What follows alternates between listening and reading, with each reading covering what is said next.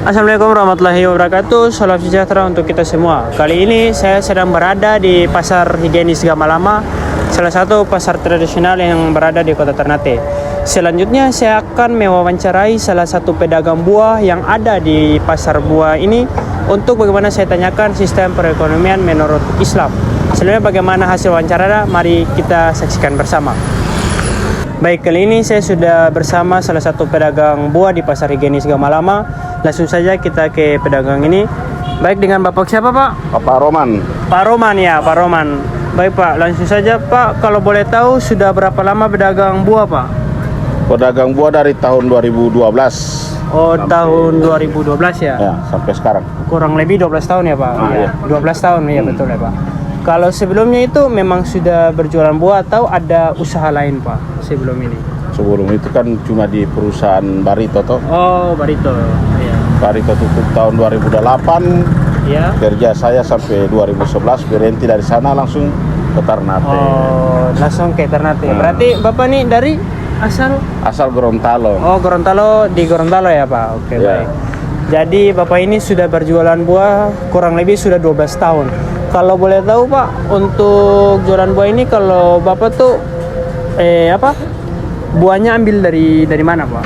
Ada yang ambil dari Wairoro sini. Oh, iya. Ada juga yang dari Manado. Jadi bervariasi tergantung dari mana ya buahnya ya. Buahnya yang banyak ya ambil di situ. Oh, iya, Pak. Kalau dagangan Bapak ini apakah boleh ada sistem tawar menawar, Pak? Ya, namanya dagang kan ada sistemnya, ada tawar menawar juga, ada bisa kurang harga. Jadi ya sebagaimana mestinya ya, Pak. Iya. Sewajarnya ya, kayak ya, Pak. Kalau dari Bapak sendiri saat ada buah yang sudah tidak layak dijual dari Bapak sendiri itu bagaimana cara untuk memisahkannya, Pak? Apakah itu sudah dipisahkan atau gimana, Pak? Itu kalau sudah tidak layak dikonsumsi atau dibuang saja lah. Oh, dibuang gitu ya. Berarti pengolahan dari Bapak ini memang benar-benar higienis, terjaga kualitasnya, Pak. Apa yang dijual ke masyarakat ya tidak diragukan lagi ya, Pak. Jadi apa yang dijual itu memang benar-benar higienis untuk kayak dikonsumsi masyarakat, Pak. Ya, baik, Pak. Apa kesan Bapak untuk selama berdagang di Kota Ternate, Pak? Ya, alhamdulillah walaupun sedikit-sedikit ya.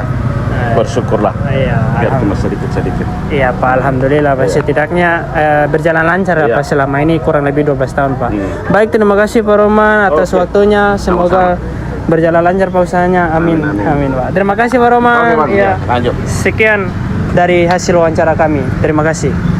Pada kesempatan kali ini saya akan menjelaskan perdagangan dalam sistem Islam. Baik, langsung saja pada penjelasannya. Dalam pandangan Islam, perdagangan merupakan aspek kehidupan yang dikelompokkan dalam masalah muamalah, yakni masalah yang berkenaan dengan hubungan yang bersifat horizontal dan kehidupan manusia. Meskipun demikian, sektor ini mendapatkan penekanan khusus dalam ekonomi Islam karena keterkaitannya secara langsung dengan sektor real.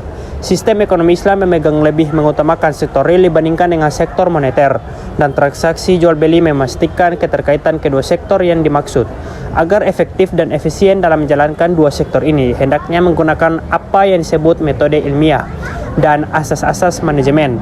Dalam ajaran Islam, setiap perilaku manusia telah diatur dalam sebuah koridor hukum. Salah satunya adalah bagaimana masyarakat berbisnis atau melakukan perdagangan. Karena seperti kita ketahui bahwa Nabi Muhammad SAW adalah seorang pedagang, sehingga tidak heran jika Nabi mengajarkan bagaimana cara berdagang dalam Islam. Menurut ajaran Islam, perdagangan memiliki proses tersendiri sehingga tidak bisa dilakukan secara kebetulan. Berdagang merupakan salah satu cara yang halal dan mulia untuk mencari nafkah dalam Islam. Namun, agar bisnis yang kita jalankan mendapat berkah dan keberkahan, perlu dilakukan sesuai dengan tata cara yang diajarkan dalam syariat Islam. Ibadah bukan sekedar kegiatan yang melibatkan seorang hamba dan Tuhannya dalam bentuk kegiatan keagamaan. Namun, ibadah dalam arti lain juga mencakup segala sesuatu dilakukan untuk menggapai ridha Allah Subhanahu wa taala. Namun, apapun disebut ibadah, apapun bentuk kebaikan, maka itu bisa disebut ibadah. Begitu juga dengan berdagang. Berbisnis adalah ibadah yang jika kita berniat menafkahi keluarga dan mengharap pertolongan Allah Subhanahu wa taala. Berikut beberapa syarat agar berdagang menjadi ibadah, di antaranya adalah: pertama, bertujuan untuk terlibat dalam bisnis jujur demi Allah. Dengan niat yang baik, kita dapat melakukan segala sesuatu yang diperintahkan Allah untuk menjauhi hal-hal yang dilarangnya. Memiliki hati yang baik juga dapat mendorong kita untuk selalu mensyukuri nikmat yang Allah berikan kepada kita. Syarat kedua adalah harus sesuai dengan syariat Rasulullah SAW. Seperti yang sudah dijelaskan sebelumnya, dalam Islam, bisnis juga memiliki ketentuan yang bisa dijadikan buku acuan aktivitas. Jadilah tulus dalam bekerja keras dan menunjukkan apa yang kita lakukan. Kita akan merasa senang ketika kita melakukan pekerjaan ibadah. Perasaan ini dapat mempengaruhi spiritualitas dan kualitas kerja. Dengan niat yang baik dan diharapkan akan membuat hati kita senang, dan ketika terjadi sesuatu nanti kita tidak akan menyesal dalam melakukan pekerjaan tersebut. Islam juga mewajibkan umatnya mencari rezeki dengan cara baik dan halal agar bernilai ibadah dan berkah. Salah satu cara untuk mencari rezeki melalui berdagang. Menurut Ayu Rifka Sitor Resmi pada tahun 2021, pengertian jual beli adalah kegiatan berdagangan yang memiliki tujuan dan maksud untuk mencari keuntungan. Aktivitas perniagaan sudah sejak lama menjadi bagian tidak terpisahkan dari kehidupan manusia. Al-Ba'i atau jual beli adalah istilah yang digunakan dalam Islam. Al-Ba'i memiliki pemahaman linguistik yang memerlukan kontrak pertukaran untuk kepemilikan suatu objek. Al-Ba'i terkadang diterjemahkan sebagai pertukaran barang. Istilah pembelian dan penjualan berasal dari kata Arab mutlak al-bilah atau tukar mutlak, atau muqabalah syai bi syai atau tukar suatu barang dengan barang lain. Ungkapan bahasa Arab al-bai secara harfiah pertukaran atau mubilah digunakan untuk merujuk pada jual beli. Frasa ini digunakan menggambarkan pembelian dan penjualan, sehingga dapat ditarik kesimpulan bahwa pengertian jual beli dalam Islam adalah pertukaran suatu barang untuk mendapatkan barang lainnya, atau mendapat kepemilikan dari suatu barang yang dibayar melalui suatu kompromi atau iwad. Dari mazhab Hanafi mendefinisikan jual beli sebagai menukar harta dengan harta lain dengan menggunakan tata cara tertentu. Dikutip dari website Muhammadiyah, sebaliknya mazhab Syafi'i mengartikan jual beli sebagai pertukaran suatu harta dengan harta lainnya, yang keduanya dapat ditangani dan datang dengan kabul sesuai dengan tata cara yang sesuai dengan syariat. Prinsip dasar berdagang dalam Islam. Yang pertama, niat yang ikhlas. Segala aktivitas bisnis harus diniatkan karena Allah Subhanahu wa taala. Tujuan utama bukan mencari keuntungan semata, tetapi juga untuk beribadah dan membantu sesama. Kedua, jujur dan amanah. Kualitas produk harus sesuai dengan apa yang dijanjikan. Jangan melakukan penipuan atau menyembunyikan cacat pada barang dagangan. Yang ketiga, halal dan thayyib. Semua barang yang diperjualbelikan harus halal dan baik menurut syariat Islam. Hindari barang-barang yang haram atau merugikan orang lain. Timbangan dan keempat, timbangan dan ukuran yang tepat. Jangan curang dalam takaran atau timbangan. Berikan hak konsumen secara penuh. Selanjutnya kelima, harga yang adil. Tentukan harga yang wajar dan tidak merugikan pihak manapun. Hindari praktik monopoli atau kartel. Keenam, tidak menipu dan berbohong. Hindari segala bentuk penipuan, baik dalam bentuk perkataan maupun perbuatan. Ketujuh, menghindari riba. Jauhi segala bentuk riba, baik riba dalam jual beli maupun riba dalam pinjaman.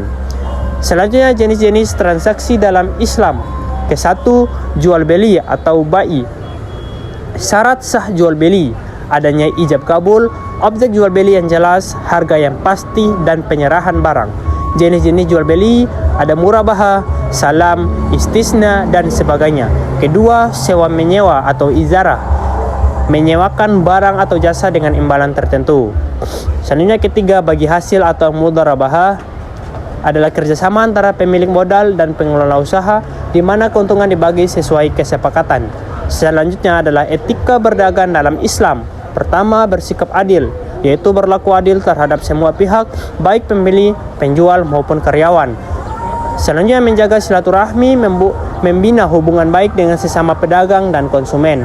Selanjutnya adalah bersedekah, membiasakan diri untuk bersedekah dan hasil keuntungan bisnis Selanjutnya adalah memperbaiki kualitas diri, terus belajar dan meningkatkan kualitas diri agar bisnis semakin maju ke depan.